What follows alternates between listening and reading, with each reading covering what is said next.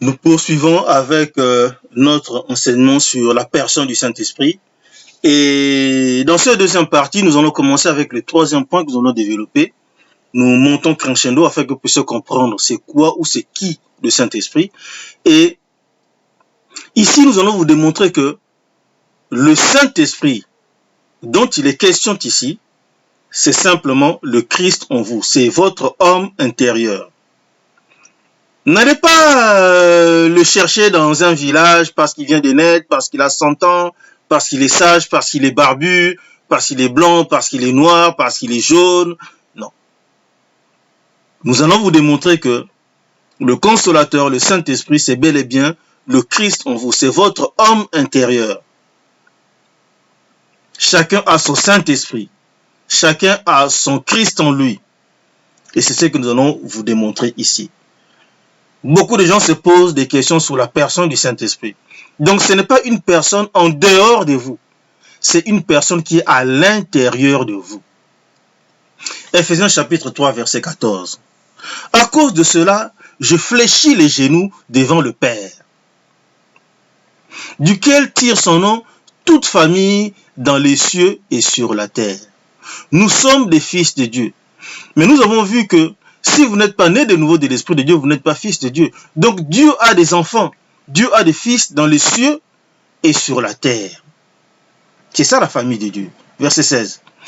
Afin qu'il vous donne, selon la richesse de sa gloire, d'être puissamment fortifié par son esprit dans l'homme intérieur. Vous êtes puissamment fortifié par son esprit qui est Dieu dans l'homme intérieur. C'est-à-dire que c'est votre homme intérieur qui est en connexion avec le Seigneur Jésus-Christ et avec Dieu. Et c'est par là que vous êtes fortifié. L'Esprit de Dieu vous fortifie dans l'homme intérieur. Et c'est quoi cet homme intérieur ou c'est qui cet homme intérieur? En sorte que Christ habite dans vos cœurs. Ça commence à montrer la voie, ça commence à baliser le chemin. Afin que Christ habite dans vos cœurs. Il vous souviendra qu'il a dit que je ne vous laisserai pas orphelin et je viendrai en vous. J'habiterai en vous. Afin que Christ habite dans vos cœurs. Le même qui est monté dans les cieux, c'est le même qui est descendu. Et dans les prochains versets que nous allons lire, ça va être nommé clairement Christ en vous. Afin que Christ habite dans vos cœurs par la foi. Ça vient comment? Par la foi. La foi vient de ce qu'on entend vient de la parole de Dieu. Si tu confesses de ta bouche le Seigneur Jésus, si tu crois comme c'est dit dans le livre de Jean 3,16, afin que quiconque croit en lui ne périsse pas, mais qu'il ait la vie éternelle. C'est comme ça que ça se passe. Afin que Christ habite dans vos cœurs par la foi. C'est par la foi que vous êtes nés de nouveau de l'Esprit de Dieu. Afin qu'étant enraciné et fondé dans l'amour. Donc ici, on commence à baliser le chemin. L'Esprit de Dieu nous fortifie dans l'homme intérieur. Nous avons un homme intérieur. Donc si nous avons un homme intérieur, c'est que nous avons un homme extérieur. L'homme extérieur, c'est qui? C'est l'homme qu'on peut toucher, qu'on peut voir, qu'on peut sentir. C'est notre corps physique, ce qui est né de la chair. Et c'est qui? L'homme intérieur, c'est ce qui est né de l'esprit, que les hommes ne voient pas, que les autres ne voient pas. Ce qui est invisible et ce qui est éternel que nous avons vu. C'est ça l'homme intérieur. Et dans la suite, il va être nommé en Colossiens chapitre 1 verset 27.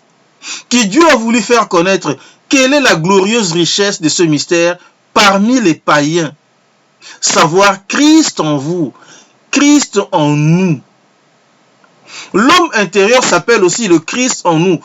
Comme on dit, afin que Christ habite dans vos cœurs, c'est le Christ en nous. Notre homme intérieur s'appelle le Christ en vous, le Christ en nous. L'espérance de la gloire, ça veut dire que la gloire que nous avons en Christ, elle est encore petite, mais dans le futur, nous aurons un corps spirituel comme le corps du Seigneur Jésus-Christ. Ce n'est pas encore disponible, l'espérance de la gloire. La Bible dit que nous le verrons tel qu'il est. Nous serons semblables à lui. Mais pour l'instant, cette vie éternelle, nous l'avons déjà dans ce corps spirituel que nous l'avons. qui va dormir un certain temps et il va le réveiller quand il reviendra. Quand il reviendra, il va réveiller tous les corps spirituels qui dormaient en Christ et il va les amener avec lui. Mais en attendant, ils seront changés, transformés, galvanisés. Il les amène dans les cieux. Savoir Christ en vous, l'espérance et la gloire.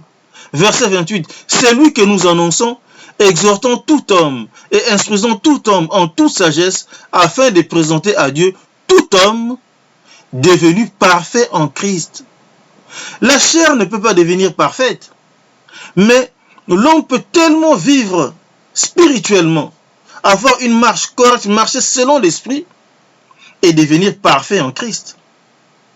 C'est-à-dire que il va toucher la perfection dans ce monde et vivra comme l'apôtre Paul le disait, je crucifiais mon corps.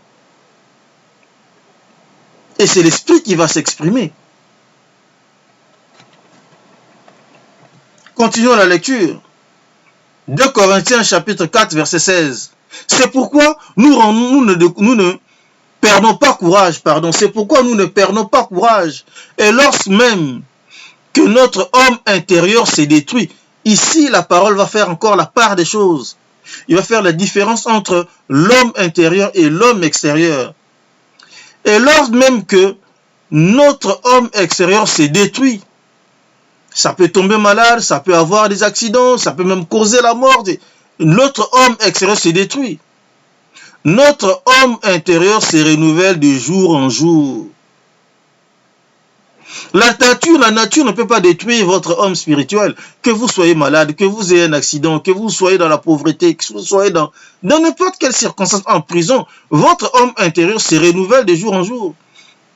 Quand l'apôtre Paul était en prison, c'est là qu'il a écrit plus de livres. Son homme intérieur s'est renouvelé de jour en jour. Il recevait plus de révélations. Il était calme, posé et il écrivait. Verset 17. Car nos légères afflictions du moment présent produisent pour nous, au-delà de toute mesure, un poids éternel de gloire. C'est pour ça que l'apôtre Paul disait que je me plais dans les afflictions. Je me plais dans des situations difficiles. Parce que je sais que le miracle de Christ va s'accomplir. C'était un poids éternel de gloire pour lui. Ça va déclencher la gloire de Dieu. Verset 18.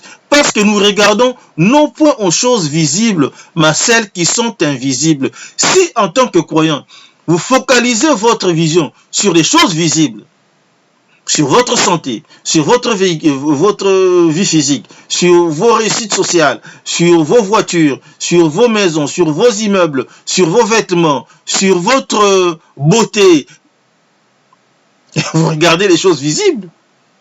Parce que nous regardons non point aux choses visibles, mais à celles qui sont invisibles. Car les visibles sont passagères, le monde va passer, votre beauté va passer, vos voitures, vos maisons, vos immeubles, vos entreprises vont passer. Et les invisibles sont éternels. Ça, c'est la vie éternelle. Et lorsque vous grandissez, lorsque vous posez des actes importants dans le monde invisible, vous l'avez pour l'éternité, vous avez une récompense éternelle. Vous avez une vie éternelle avec des récompenses éternelles. Voilà pourquoi la Bible nous dit que nous devons nous amasser des trésors dans les cieux. Ce n'est pas mauvais d'avoir des trésors ici, mais amassez-vous plus de trésors dans les cieux, parce que ça vous suivra jusqu'à l'éternité. Investissez dans les cieux. Vous serez riche dans l'éternité. Mais si vous n'investissez que sur la terre, vous n'avez que des vues terrestres, c'est votre problème. Vous aurez la gloire terrestre, mais dans les cieux, vous serez un poteau indicateur, vous serez simplement, vous serez dans la fête. Mais vous ne mangerez pas à la table du Seigneur Jésus-Christ. Vous serez très très loin, des kilomètres, des millions de kilomètres du Seigneur Jésus-Christ. Vous serez dans la fête, mais vous serez peut-être des serveurs. Dans la fête. C'est pour ça que les disciples posaient toujours la question, qui sera assis à côté de toi, qui sera proche de toi? Mais ce n'est pas par des choses terrestres, c'est pour ça qu'il avait dit, le plus petit d'entre vous, le serviteur, parmi vous, c'est lui qui sera appelé à être le plus grand dans les cieux. Je ne sais pas si vous êtes en train de comprendre. Nous regardons non pas aux choses visibles, mais à celles qui sont invisibles. Car les choses visibles sont passagères, ça va passer avec le monde. Et les invisibles sont éternels. Les invisibles sont éternels. Amassons-nous des trésors dans les cieux, là où nous avons notre citoyenneté spirituelle et là où se passera notre vie éternelle. 2 Corinthiens chapitre 5, verset 1. C'est la suite. Nous savons en effet que si cette tente où nous habitons sur la terre est détruite, ce corps physique que nous avons, que nous voyons, que nous entretenons, est considéré comme une tente. Et Timothée même parle de vases, de pots de terre. Si cette tente où nous habitons sur la terre est détruite, nous avons dans le ciel un édifice qui est l'ouvrage de Dieu. C'est-à-dire que nous aurons un corps qui ne s'est pas encore manifesté. C'est pour ça qu'on parle de l'espérance de la gloire. C'est-à-dire que nous avons déjà une petite gloire que nous avons déjà dans notre corps spirituel, mais nous aurons une autre dimension qui sera semblable à la dimension du Seigneur Jésus-Christ et qui est l'ouvrage de Dieu. Si cette tente, notre corps physique où nous habitons sur la terre est détruite, si un jour on meurt comme Philippe dans la mort avait été lapidé, il fut mort. Vous comprenez? Étienne, pardon, il fut mort. Sa tente dans laquelle il habitait sur la terre était détruite. Mais Dieu lui a montré le ciel. Il a vu le ciel ouvert. Il a vu par révélation. Nous avons dans le ciel un édifice qui est l'ouvrage de Dieu, que Dieu a formé pour nous, un corps spirituel. Une demeure éternelle, ça sera notre corps pour l'éternité. Un corps magnifique comme le corps des anges. Une demeure éternelle qui n'a pas été faite de main d'homme. Ce n'est pas votre papa et maman qui ont fabriqué ça. Verset 2. Aussi, nous gémissons. Dans cette tente, dans ce corps, nous avons des difficultés, nous avons des problèmes. Désirant revêtir notre domicile céleste. C'est pour ça que l'apôtre Paul disait à un certain moment, j'ai hâte de partir. Parce que dans le domicile céleste, c'est magnifique, il n'y a pas de maladie, il n'y a pas de faim, il n'y a pas de pauvreté, il n'y a pas de ceci. C'est ça la réalité. Maintenant que nous comprenons qu'il y a une différence entre notre corps physique et notre corps spirituel, nous comprenons aussi que c'est effectivement notre corps spirituel qui a les caractéristiques du Seigneur Jésus-Christ qui est appelé Christ en nous. Et c'est ça le consolateur qui sera avec nous éternellement. L'Esprit de Dieu ne nous abandonnera plus. Nous avons pleuré, le Seigneur n'est plus là, mais il est là en nous, il vit en nous. Il nous accompagne éternellement. Et lorsque notre corps va se reposer, va être détruit, le Saint-Esprit sera toujours là, le Christ en nous sera toujours là, et le Seigneur le réveillera, et il l'amènera dans le ciel, et on le mettra dans un corps de gloire. C'est pour ça qu'on dit que l'espérance est la gloire. Et il vivra éternellement dans ce corps de gloire. Je ne sais pas si vous êtes en train de comprendre. N'allez pas chercher le consolateur, l'esprit, dans un village en Afrique, dans une religion, dans un pays. Il habite en vous, votre consolateur, il s'appelle le Christ en vous. C'est votre esprit qui est éternel, qui est en vous, qui est encore dans une dimension, qui peut vivre dans votre corps, mais il aura une dernière dimension qui est dans les cieux. C'est lui le Saint-Esprit. C'est lui le Saint-Esprit. C'est un homme, oui, c'est un homme qui habite en vous. C'est pour ça qu'on l'appelle l'homme intérieur. Ce n'est pas un homme extérieur à vous. N'allez pas vous agenouiller devant quelqu'un parce qu'il s'appelle le Saint-Esprit, parce qu'il prétend être le Saint-Esprit. Le consolateur qui sera avec vous, qui demeure en vous éternellement, c'est le Christ en vous, c'est votre homme intérieur. Il est différent de votre homme extérieur. C'est pour cela, en clôturant cet enseignement, nous voulons maintenant faire un parallélisme en vous disant quel rapport votre corps extérieur peut avoir avec votre corps intérieur. C'est pour ça que le quatrième point que nous développons dans cet enseignement est votre rapport avec votre esprit. Sachez à partir de ce moment que Vous êtes triple. Vous avez votre corps physique, vous avez votre corps spirituel et vous avez votre âme. Et votre corps physique doit avoir un lien avec votre corps spirituel. Maintenant, si vous décidez de vivre selon la chair, vous ignorez complètement, après avoir fait le nécessaire pour naître de nouveau de l'Esprit de Dieu, vous devenez corps, âme, esprit, mais vous ignorez votre Saint-Esprit, vous ignorez votre homme intérieur et vous faites n'importe quoi. Vous savez ce qui va se passer? Mais votre esprit va se mettre en mode off. Il va s'éteindre. Parce qu'il ne voudra pas voir toutes les bêtises que vous faites. Vous allez dans des soirées, vous allez dans des boîtes de nuit, vous vous droguez, vous prenez votre corps, vous vous prostituez, vous faites n'importe quoi, vous devenez ivrogne, vous tombez par terre, vous vomissez comme un malade, vous êtes ouvert à tous les esprits diaboliques qui passent. Vous devenez brigand, vous participez dans des réunions spirituelles, dans des réunions secrètes, dans des loges, dans des sectes, vous faites des pratiques spirituelles diaboliques. Que voulez-vous que votre Saint-Esprit fasse? Il va se mettre en mode off. Il va s'éteindre parce qu'il ne meurt pas, il est éternel. Et c'est un esprit de vérité. Voilà pourquoi lorsque nous serons dans les cieux, vous ne pourrez pas cacher parce qu'il témoignera contre vous. Votre âme va se réveiller. Il voudra se défendre. Mais lui, il sera, non, effectivement, on était là. Tu as fait ça. Votre esprit, c'est un esprit de vérité. Il va sortir toutes les images de ce que vous aviez fait. Vous n'aurez pas à nier. C'est ça la vérité. Donc à un certain moment, il ne voit plus sa raison d'être et il va s'éteindre. Voilà pourquoi l'un des courts versets dans la parole, en 1 Thessaloniciens chapitre 5, au verset 19, il est écrit: n'éteignez pas l'esprit, s'il vous plaît, n'éteignez pas votre esprit. Ce n'est pas Dieu qui va l'éteindre. Il y a des gens qui disent: ah, je vais vous arracher le Saint-Esprit. Mais c'est un mensonge, il n'a aucun pouvoir. C'est vous qui avez le pouvoir sur votre Saint-Esprit et c'est vous qui pouvez éteindre votre Saint-Esprit. C'est comme votre lumière dans la maison. Vous pouvez l'allumer comme vous pouvez l'éteindre. Mais à un certain moment, si la lumière ne se sent pas utile, la lumière s'éteint. N'éteignez pas l'esprit. Très important.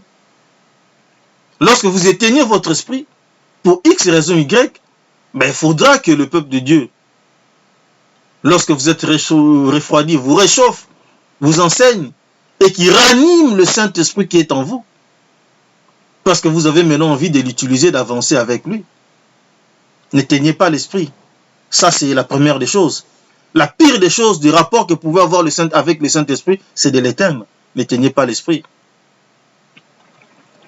Maintenant, lorsque vous n'éteignez pas l'esprit, vous voulez fonctionner avec votre esprit, vous devez nourrir votre esprit, vous devez entraîner votre esprit, vous devez édifier votre esprit. Comment vous le faites? 1 Corinthiens chapitre 14, verset 4. Celui qui parle en langue s'édifie lui-même. Celui qui prophétise édifie l'Église. Vous savez que la Bible dit que lorsque vous parlez par l'Esprit de Dieu, c'est ça le parler en langue. Beaucoup de gens pensent qu'il faut aller dans un cours biblique, il faut apprendre pour pas. Non, mais ça n'a rien à voir.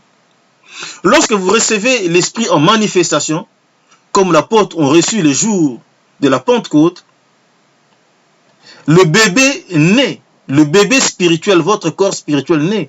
Et logiquement, lorsqu'un bébé naît ici, même les médecins veulent entendre le bébé pleurer. Voilà pourquoi ceux qui encadrent la personne qui vient de recevoir l'esprit lambano, l'esprit, le Saint-Esprit en manifestation, ils doivent entendre le bébé du Saint-Esprit parler. Et c'est l'esprit qui parle. Donc lorsque nous parlons en langue, ce n'est pas nous qui parlons, c'est l'esprit qui parle. Et lorsque l'esprit commence à parler, l'esprit s'entraîne, l'esprit se rend fort, l'esprit s'édifie. Vous édifiez votre homme intérieur, votre corps physique ne change pas, mais votre corps spirituel s'édifie. Celui qui parle en langue s'édifie lui-même. Celui qui prophétise édifie l'Église, édifie les autres personnes en prophétisant. Donc vous devez beaucoup parler en langue pour rendre votre esprit fort. Ne l'éteignez pas, s'il vous plaît, et rendez-le fort. C'est la base de la force de votre esprit. C'est le fait de parler régulièrement en langue, de permettre à votre esprit de s'exprimer. Parce que lorsque vous parlez en langue, ce n'est pas vous qui parlez, c'est l'esprit qui s'exprime. Non seulement vous vous édifiez en parlant en langue, mais il faut faire encore autre chose par votre esprit. Jude chapitre 1, verset 20. Pour vous, bien-aimés, vous édifiant vous-même. On a vu comment s'édifier soi-même, c'est en parlant en langue. Celui qui parle en langue s'édifie lui-même. Vous édifiant vous-même sur votre très sainte foi et priant par le Saint-Esprit. Donc, s'édifiant, on s'édifie soi-même par le Saint-Esprit et on prie aussi par le Saint-Esprit. Priant par le Saint-Esprit. La Bible dit en Romains que l'Esprit nous aide dans notre faiblesse parce que nous ne savons pas quoi demander dans notre prière. Mais l'Esprit intercède par des soupirs inexprimables. Ça ne vous rappelle pas quelque chose que nous venons de lire aujourd'hui? L'Esprit sonde tout, même les profondeurs de Dieu. Quelque part, c'est écrit même les profondeurs des mystères. Des choses cachées que nous ne comprenons pas. Des attaques spirituelles, là où les gens sont envoûtés, tout ça. Vous ne pouvez pas savoir, vous ne pouvez pas prier pour ça. Mais votre esprit sonde tout et il peut prier pour toutes ces choses. Vous allez oublier vos amis, vous allez oublier certaines personnes, mais l'Esprit connaît tous vos amis, toutes ces personnes, va prier pour ces gens-là, va intercéder en faveur des saints. Il y a des gens qui ont besoin de prières dans des prisons, dans des maladies, dans des hôpitaux que vous ne connaissez pas, mais votre esprit le sait, et donc il va sonder toutes ces choses, des choses qui demandent des choses à Dieu. Il va intercéder en leur faveur. Ils recevront la guérison, ils recevront les résultats. Non seulement vous devez édifier votre corps spirituel, votre Christ en vous, en parlant en langue, vous devez aussi prier en parlant en langue. C'est pour ça que 1 Corinthiens 14 dit, que ferai-je donc? Je prierai par l'esprit, mais je prierai aussi avec l'intelligence. Nous prions par l'esprit, mais nous prions aussi avec l'intelligence. Donc, nous ne disons pas que arrêtez de prier avec l'intelligence, mais nous devons prier beaucoup par l'esprit, parce que c'est très très efficace. Et nous allons chuter toujours pour voir qu'est-ce que nous pouvons faire avec notre Saint-Esprit. Et allons en Galates chapitre 5. Je dis donc, marchez selon l'esprit et vous n'accomplirez pas les désirs de la chair. Vous devez marcher selon l'esprit. C'est très important. Marcher selon l'esprit, c'est différent de marcher selon la chair. Au fait, nous sommes corps, âme, esprit. Donc, il doit y avoir une hiérarchie. Qu'est-ce que nous voulons faire dans notre vie? Donc, notre intelligence va vouloir poser des actes. Mais est-ce que ces actes seront dictés par notre corps physique ou ça sera dicté par notre esprit, notre Christ en nous? Mais si nous voulons marcher selon la chair, les œuvres de la chair sont connues. La chair est faible. Nous allons avoir une vie terre à terre. Mais si nous voulons marcher selon l'esprit, si c'est l'esprit qui prend le dessus, si c'est l'esprit qui commande, alors nous allons prendre des décisions qui ne sont peut-être pas cartésiennes, mais qui sont logiques spirituellement, qui vont nous amener vers la victoire spirituelle. Je dis donc, marchez selon l'esprit et vous n'accomplirez pas les désirs de la chair. La chair dans vos sentiments voudra vous amener quelque part, mais l'esprit vous dira ne le faites pas. La chair vous interdira de faire certaines choses, l'esprit vous dira faites-le. Et chaque fois que vous marchez selon l'esprit, vous n'accomplirez plus les désirs de la chair. Et lorsque vous marchez selon l'esprit, qu'est-ce qui va arriver? Ben, vous allez produire des fruits de l'esprit.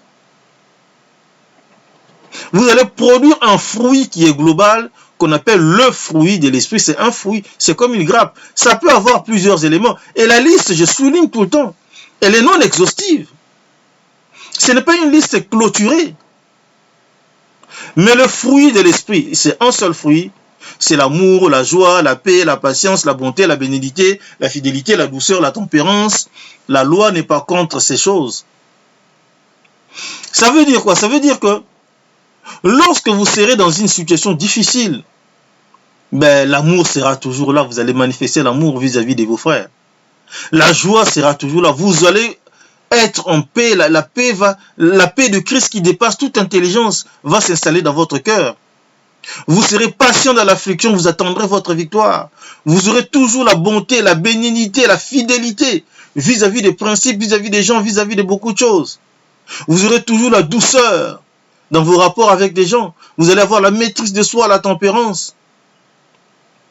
Selon les circonstances, ces choses se produiront dans votre vie. C'est pour ça qu'on dit que c'est un fruit. C'est quelque chose que le Saint-Esprit produit en vous.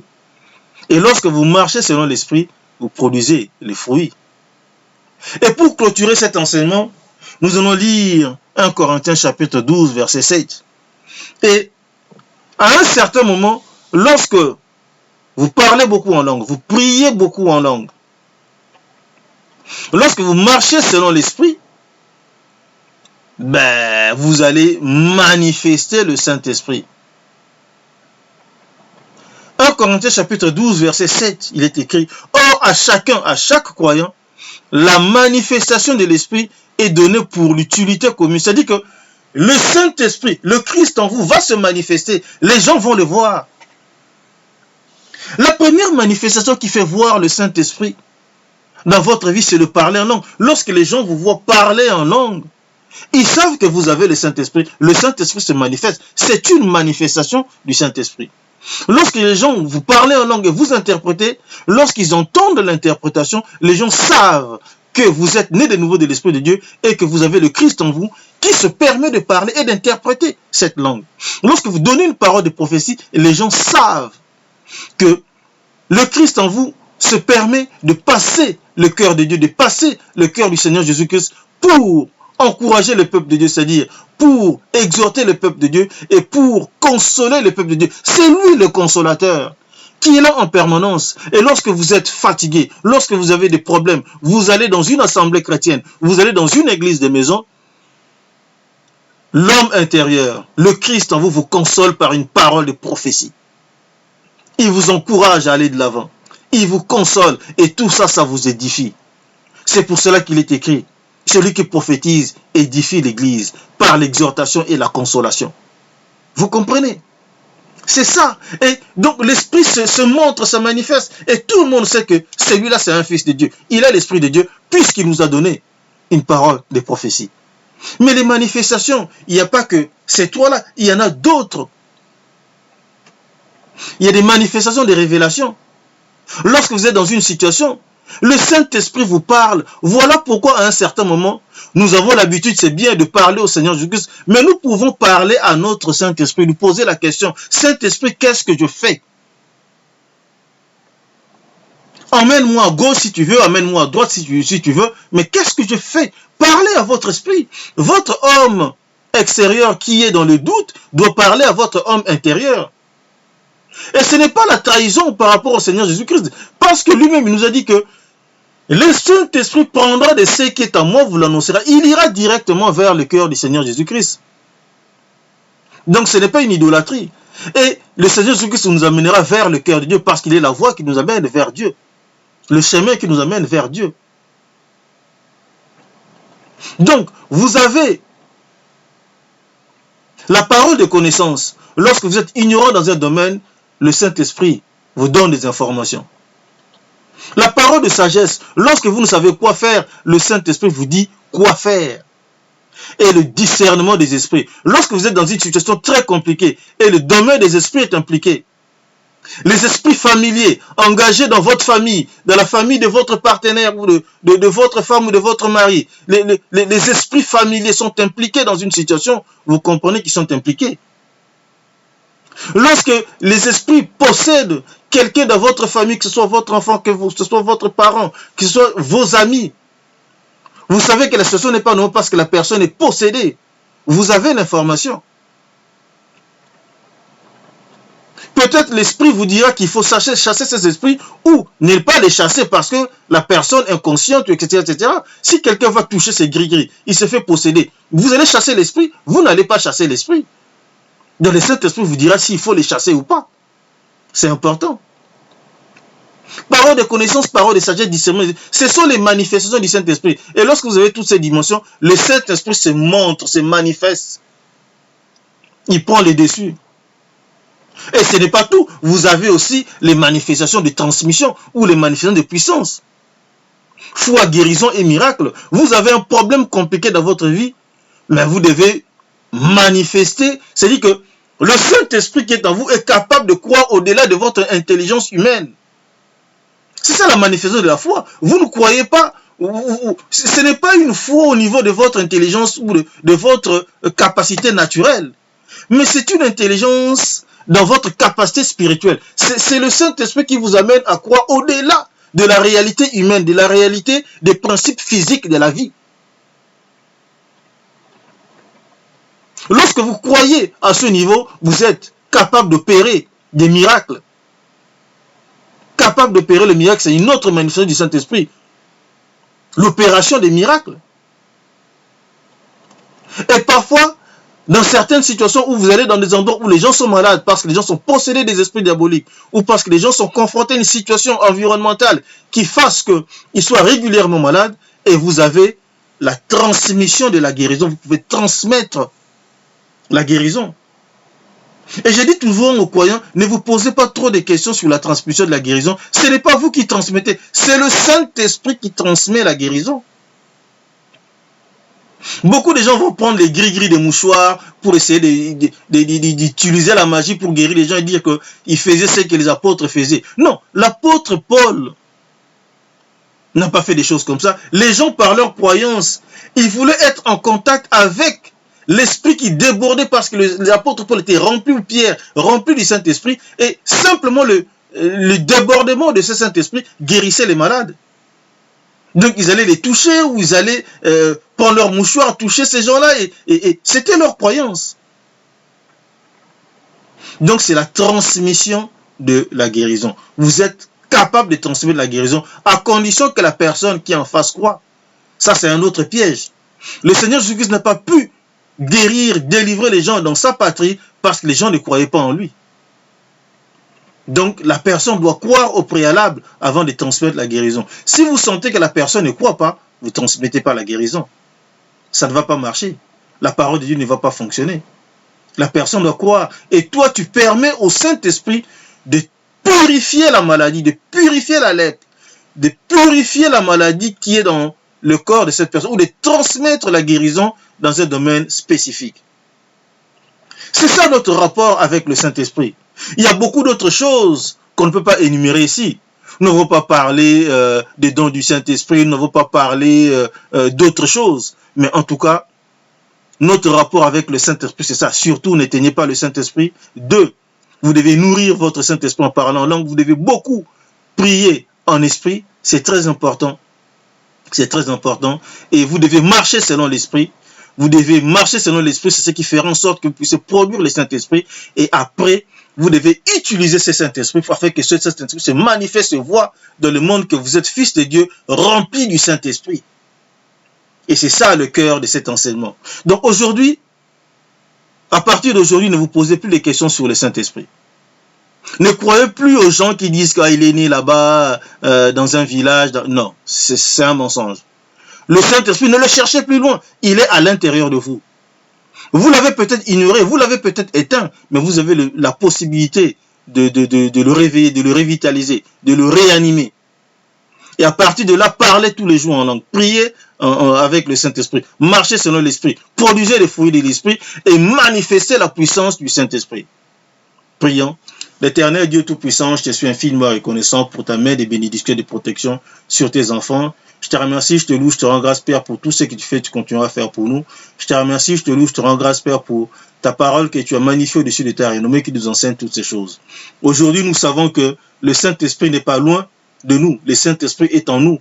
Il sera et il va demeurer avec nous éternellement. Et nous pouvons l'utiliser pour manifester ta puissance au nom de Jésus-Christ. Je te remercie, Père, pour toutes les personnes qui m'entendent dans cet enseignement.